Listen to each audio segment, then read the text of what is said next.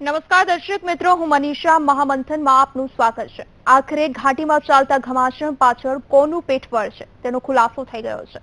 કાશ્મીરની સળગતી સમસ્યા પાછળ પાકિસ્તાન દ્વારા પોષવામાં આવતા દેશના ગદ્દારો હુરિયત નેતાઓ જવાબદાર છે। એનઆઈએ દ્વારા કરવામાં આવેલી પૂછપરછમાં હુરિયત નેતાઓએ કબૂલ્યું છે કે તેમને પાકિસ્તાન દ્વારા ફંડિંગ પૂરું પાડવામાં આવે છે। જો કે આ વાત તો જગ જાહેર હતી જ, પરંતુ જ્યારે કોઈ હુરિયત નેતા જ આ વાતની કબૂલાત કરે તો એક મોટો મુદ્દો બની જાય છે। ભારતમાં જ રહી ભારતનું ખાનારા આ દેશના ગદ્દારો એવા ઝેરીલા સાપ જેવા છે કે જેઓ કાશ્મીરના યુવાઓના મનમાં પણ ઝેર રેડવાનું કામ કરી રહ્યા છે। ત્યારે અહીં સવાલ એ થાય છે કે શું સરકાર આવા દેશના ગદ્દારો સામે પગલાં કેમ નથી લેતી? અલગાવવાદીઓએ મળતી આ તમામ સુવિધાઓ સરકાર કેમ બંધ નથી કરતી? આટલા પુરાવાઓ હોવા છતાં પણ અલગાવવાદીઓ સામે એક્શન લેવામાં વિલંબનું કારણ શું હોઈ શકે?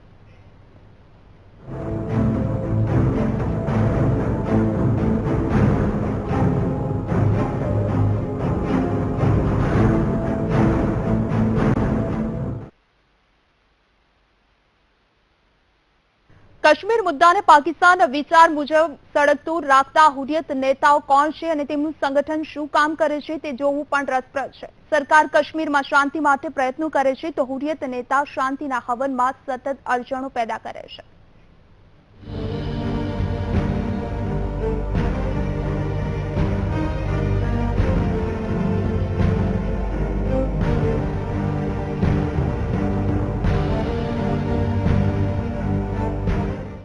All party Hurriyat conference Jammu અને કાશ્મીરના 23 વિભિન્ન રાજકીય, સામાજિક અને ધાર્મિક સંગઠનોનું એક ગઠબંધન છે। આ એક રાજકીય મોરચો છે જે કાશ્મીરને ભારતથી અલગ કરવાની વકીલાત કરતો રહે છે। હુરિયતના નેતાઓ કાશ્મીરમાં ચૂંટણીનો સતત બહિષ્કાર કરતા રહે છે। જો કે હુરિયત કયા મુદ્દાઓ પર કામ કરશે તે મામલે તેના નેતાઓમાં જ સમય પર મતભેદ ખુલીને સામે આવતા રહે છે। વર્ષો સુધી ભારત સરકાર તરફે મોઢું મચકોડી રહેતી હુરિયત કોન્ફરન્સે નવેમ્બર 2012 સરકારે એક તરફી યુદ્ધ વિરામની જાહેરાત પછી સરકારનો સંપર્ક કરવાના સંકેત આપ્યા હતા, પરંતુ બંને પક્ષો પોતપોતાના વલણ તરફે અડગ રહ્યા, જેના કારણે આજે પણ હુરિયત નેતાઓ દેશ વિરોધી બનીને રહ્યા છે।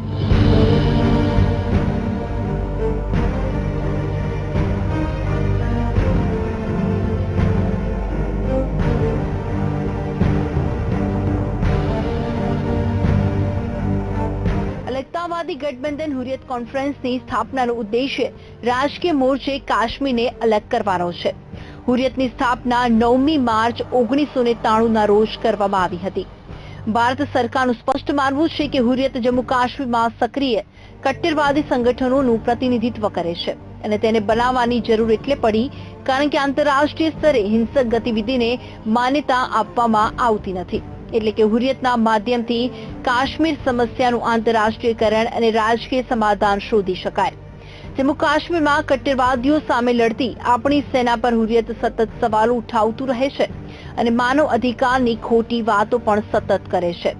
હુરિયત ભારતીય સેનાની કાર્યવાહીને સરકારી આતંકવાદનું નામ આપે છે અને કાશ્મીર પર ભારતના શાસનના વિરોધમાં હડતાલો અને પ્રદર્શન કરતું રહે છે। હુરિયત 15મી ઓગસ્ટના ભારતના સ્વાતંત્ર્યતા દિવસ અને 26મી જાન્યુઆરીના ગણતંત્ર દિવસ સમારોહનો પણ વિરોધ કરે છે। હુરિયત કોન્ફરન્સે અત્યાર સુધીમાં એક પણ વિધાનસભા અને લોકસભાની ચૂંટણીમાં ભાગ નથી લીધો।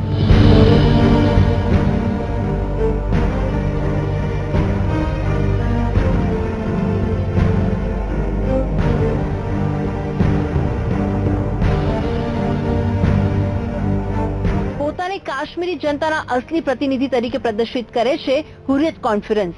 પાકિસ્તાન તરફી આ સંગઠનમાં અંદરના મતભેદો પણ ખૂબ જ છે। સૈયદ અલી શાહ ગિલાની જેવા નેતાઓ કટ્ટરવાદી સંગઠનોની સતત વકીલાત કરતા રહે છે। કાશ્મીરમાં અલગતાને લઈને પણ હુરિયતના નેતાઓમાં મતભેદો છે। કેટલાક નેતાઓ કાશ્મીરનો પાકિસ્તાનમાં વિલય ઈચ્છે છે તો કેટલાક નેતાઓ કાશ્મીરની સ્વતંત્રતાની વાત કરે છે। Bureau report, VTV news. તો જે રીતે કાશ્મીર ઘાટીમાં હિંસા ફેલાવવા માટે, અશાંતિ ફેલાવવા માટે કોનું પીઠબળ છે, કયા લોકોનો હાથ છે, આખરે ખુલાસો થઈ ગયો છે। ત્યારે આવા લોકો વિરુદ્ધ સરકારે કેવા પગલાં ભરવા જોઈએ? આવા હુરિયત નેતાઓને સરકાર શા માટે આટલી સુવિધાઓ આપે છે? શા માટે સરકાર કોઈ કાર્યવાહી નથી કરતી, આ અંગે ચર્ચા કરીશું. આજે મહામંથનમાં ચર્ચામાં જોડાયા છે વિનોદ ફલનીકર, નિવૃત્ત કર્નલ છે, વડોદરાથી જોડાઈ ગયા છે. અમારી સાથે ધર્મેન્દ્રસિંહ, રક્ષા વિશેષજ્ઞ છે, જે સ્ટુડિયોમાં અમારી સાથે ઉપસ્થિત છે, અને નરેશ વરિયા, વરિષ્ઠ પત્રકાર, સુરતથી અમારી સાથે ચર્ચામાં જોડાયા છે. સૌથી પહેલા ધર્મેન્દ્ર સર, આપને પૂછવા માંગીશ, આખરે હવે ખુલાસો થઈ ગયો છે નઈમ ખાનનું જે સ્ટિંગ ઓપરેશન સામે આવ્યું, ખાનગી ચેનલે જે સ્ટિંગ ઓપરેશન કર્યું હતું તેમાં જે નઈમ ખાને જે ખુલાસા કર્યા, ત્યારબાદ એનઆઈએની ટીમ કાશ્મીર પહોંચી ગઈ હતી, 3 હુરિયત નેતાઓની પૂછપરછ કરી, અને હવે ખુદ હુરિયત નેતાઓએ જે વાત કબૂલી લીધી છે કે તેમને આ તમામ કામગીરી કરવા માટે પાકિસ્તાનથી ફંડિંગ આપવામાં આવે છે. સરકારે હવે આવા લોકો વિરુદ્ધ શું કરવું છે? मीडिया ने जो ये स्टिंग ऑपरेशन करके ये सेपरेटिस्ट और आतंकवाद के समर्थक जो नेता हैं, इनको जिस तरह से बेनकाब किया, ये काबिल तारीफ है. इसमें पहले भी हमारे को कोई शक नहीं था कि फंडिंग पाकिस्तान के जरिए ही रद्द इनको सेपरेटिस्ट को हो रही है उधर. इसके लिए जो अभी हमारे को कदम उठाने चाहिए कि इनके जो सोर्स हैं, फंडिंग के सोर्स हैं, जैसे आईएसआई जो फंडिंग करती है, ISI Saudi Arabia, Kupwara, Pulwama, Anantnag और श्रीनगर, जो कि टेररिज्म का हब है, इस रास्ते से जो फंडिंग है वो उधर आती है.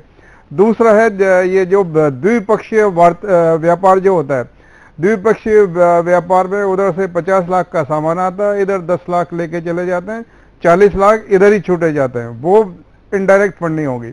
दूसरी है जो पाकिस्तान के कलाकार इधर आते हैं, बोलते तो है अमन की आशा, लेकिन ये होती है हमारे वतन की निराशा. तो ये अमन की आशा बिल्कुल बंद होनी चाहिए ताकि वतन को निराशा ना लगे. ये दूसरा फंडिंग का जरिया है उधर.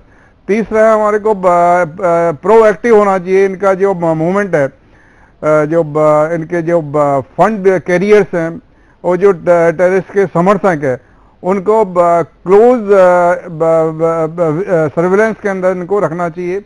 जब इनकी ये फंडिंग बंद होगी, और जब इनकी ये फंडिंग बंद होगी तो उसके जो डायरेक्ट और इनडायरेक्ट इफेक्ट पड़ेंगे, उससे हमारे जो टेररिज्म के ऊपर काबू पा जा सके.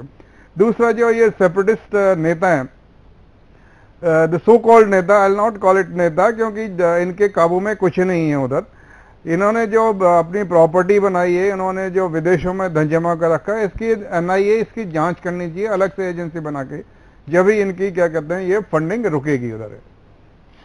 વિનોદ સર, આપને પૂછવા માંગીશ કે જે રીતે હવે ઘાટીમાં જે કંઈ થઈ રહ્યું છે તે પાછળ કોનો હાથ છે, તે સમગ્ર ખુલાસાઓ થઈ ગયા છે. ખુદ હુરિયત નેતાઓએ સ્વીકારી લીધું છે કે તેમને પાકિસ્તાન તરફથી જે ફંડિંગ આપવામાં આવી રહ્યું છે. વાત એવી પણ છે કે આ તમામ નેતાઓને સરકાર તરફથી અનેક પ્રકારની સુવિધાઓ પણ આપવામાં આવે છે. આખરે કેમ?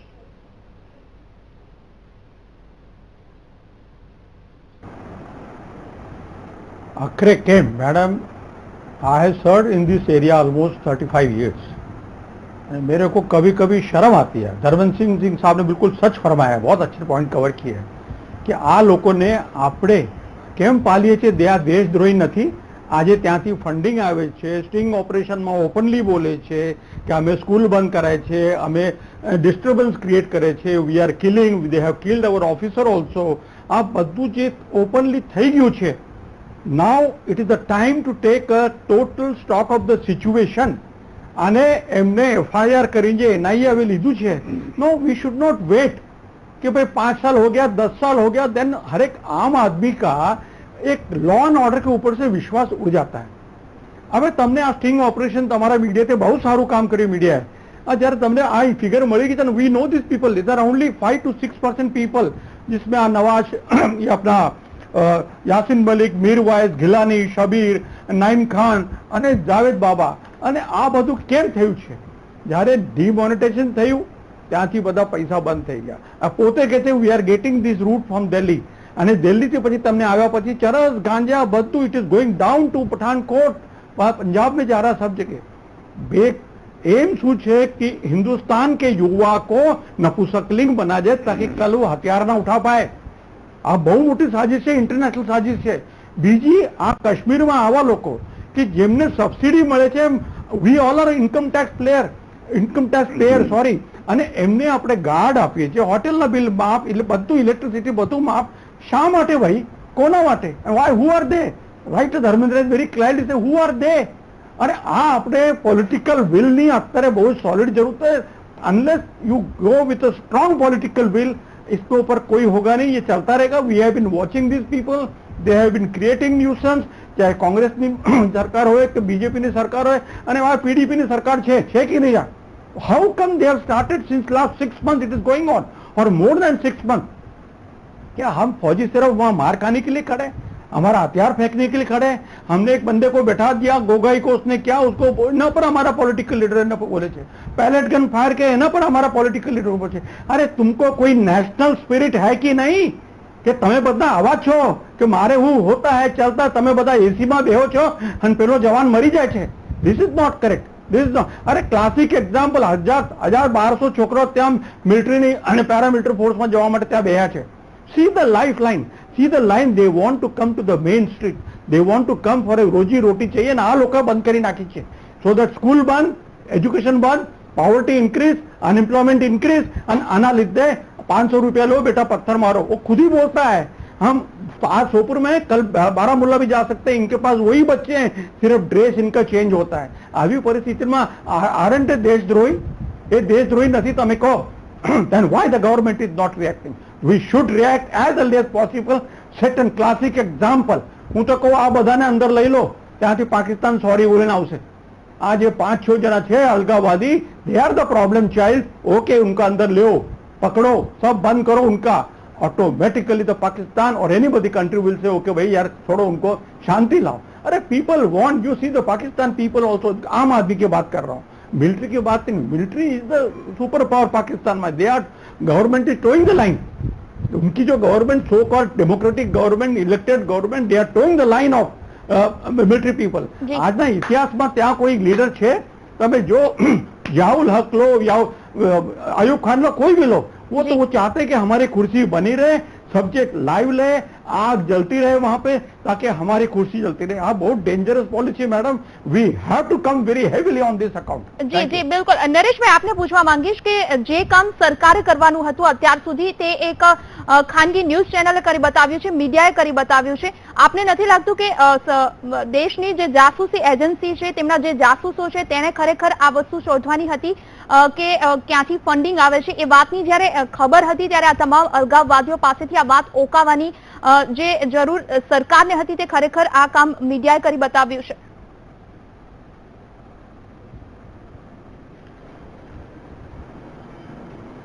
એ ચેનલે આ સ્ટિંગ ઓપરેશન કરીને આખું જે પર્દાફાશ કર્યો છે, એ ચેનલ ખરેખર અભિનંદનને અધિકારી છે.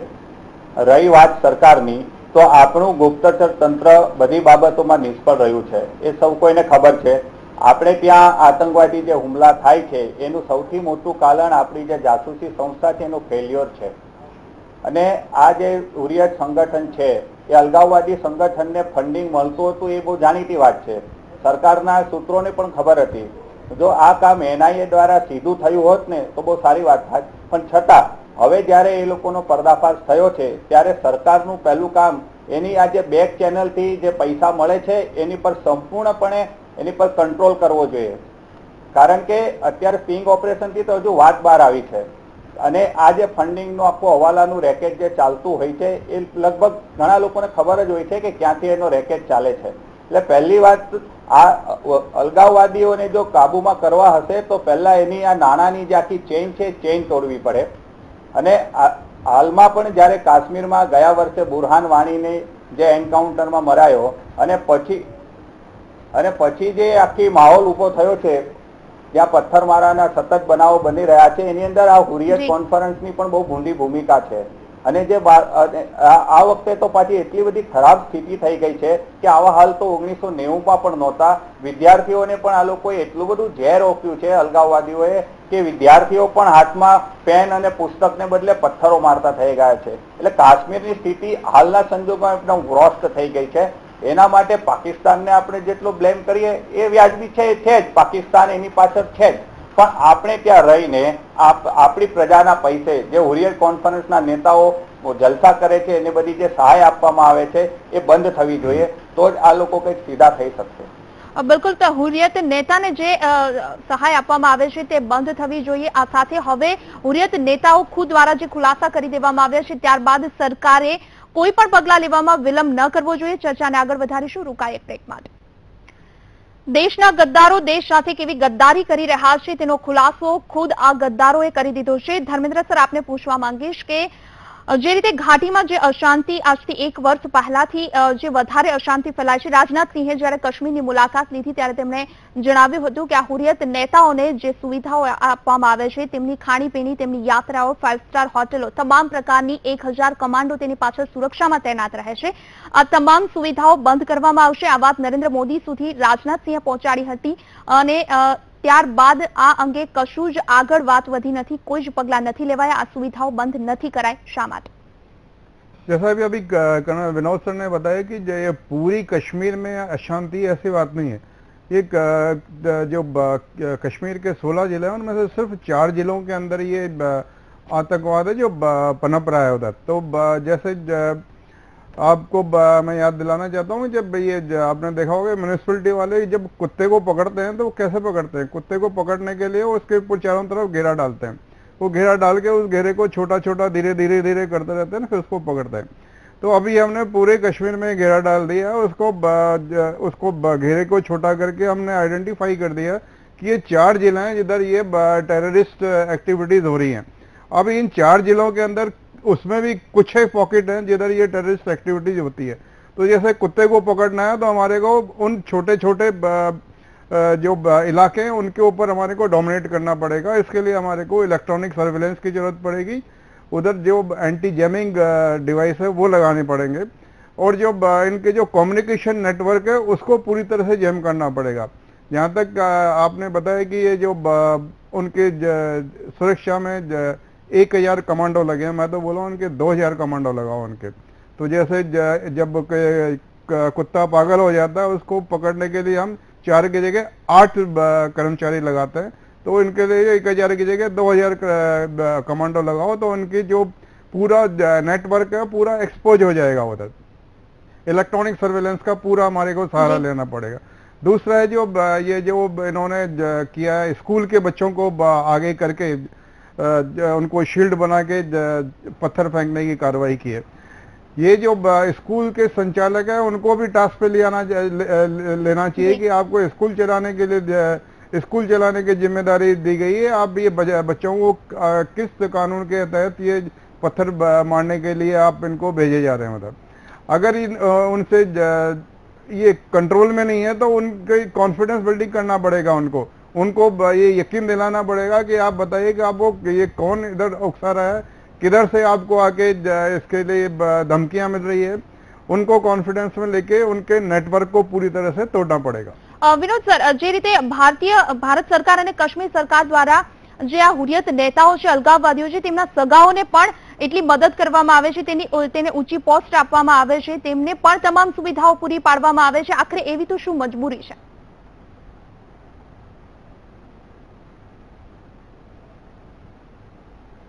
मैडम कोई मजबूरी नहीं है. It is your political will is required. आवा माणसों ने સૌથી પહેલા તમારા માધ્યમથી હું જોઉં છું ત્યાં कुछ लोगों के पास एडेक्वेट इक्विपमेंट है, कुछ लोगों के पास कुछ भी नहीं है. हमारा मिलिट्री पुलिस और आर्मी पुलिस की बात कर रहा हूँ, सिविल J&K पुलिस की बात कर रहा हूँ.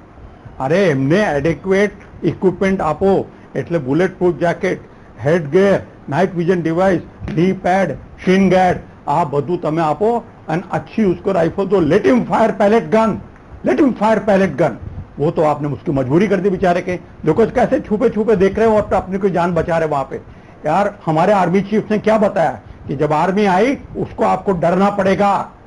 कई देश ने आर्मी है, आर्मी आई तो हम डरते नहीं. हमारे लोग हमको ही मार रहे हैं, हमारी रोटी खा रहे हैं, हमारे पासपोर्ट ले रहे हैं, सब कुछ हमारा ले रहे हैं. अरे भाई काय कोई आस्तीन के सांप को पाल रहे हो? आ देशद्रोही नहीं. बीजी बात साहेबे बरोबर कीधું. હવે हम 89-90 में आई वॉज कमांडिंग ऑफिसर એ જમાનામાં બધા પાकिस्तान फ्लैग तारे सांजे 4 वागे ऐलान કર્યું તમારે जगमोहन साहब. मैंने कहा साहब हम हिंदुस्तान में है या पाकिस्तान में, क्या है ये? तो हमारे 3 કલાકની મુહલત આપી. मैडम 3 કલાકમાં બધા फ्लैग लाल चौक में આવી ગયા હતા. એના પછી જે અમારી પલટન ને ગોરખા પટેલ બધી એક્શન લીધી and everything was calm and cool. અને આ લોકો બધા બિહાઇન્ડ ધ બાર યા અંડરગ્રાઉન્ડ હતા. અરે you have to show your will power, you have to show your strength, you have to look after your જવાન.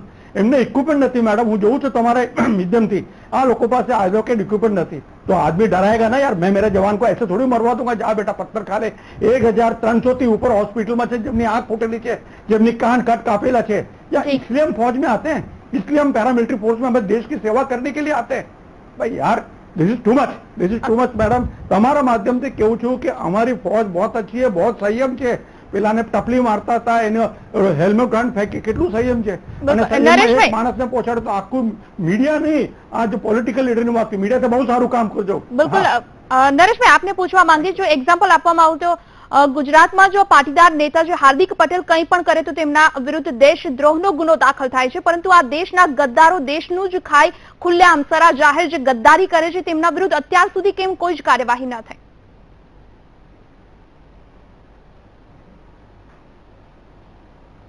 કર્નલજીએ બહુ સરસ વાત કરી કે એક પોલિટિકલ વિલની જરૂર છે.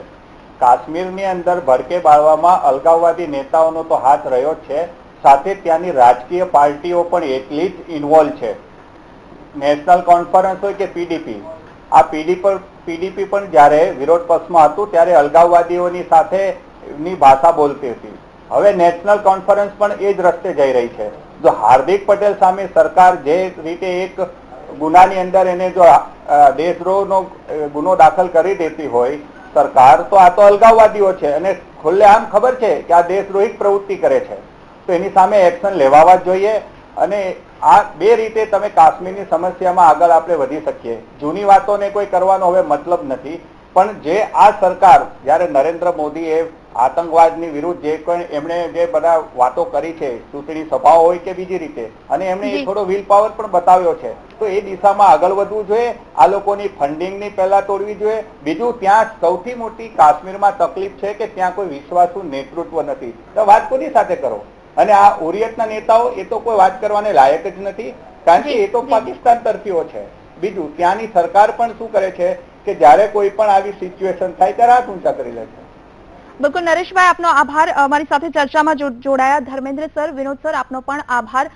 કાશ્મીરની આ દુર્ગંધભરી અર્થવ્યવસ્થાની વચ્ચે માથું ઉચકતી ઘણી વાતો પ્રત્યે ભારત સરકાર આંખો બંધ કરી બેઠી છે, જે આપણા દેશ માટે સૌથી ખતરનાક વાત છે. દેશના દુશ્મનોની મિલીભગતથી કાશ્મીર સળગી રહ્યું છે. જ્યારે કાશ્મીર ભડકે બળે છે ત્યારે દેશના ગદ્દારો યુવાનોને ભડકાવે છે. નઈમ ખાનના સ્ટિંગ ઓપરેશનમાં થયેલા ખુલાસા બાદ એનઆઈએની ટીમ દ્વારા 3 હુરિયત નેતાની પૂછપરછ કરાય છે. હજુ રેલો ગિલાની સુધી આવી શકે છે. સરકાર વાતો તો દેશહિતની કરે છે, પરંતુ અલગાવવાદીઓ વિરુદ્ધનું હાલ તો કોઈ જ કઠોર પગલું દેખાતું નથી. જ્યારે ગદ્દાર હુરિયત નેતાઓએ જ પોતાના કારનામા કબૂલી લીધા છે, ત્યારે હવે સમય આવી ગયો છે આવા ગદ્દારો વિરુદ્ધ કઠોર કાર્યવાહી કરવાનો. મહામંથનમાં અત્યારે બસ આટલું જ. રજા આપશો.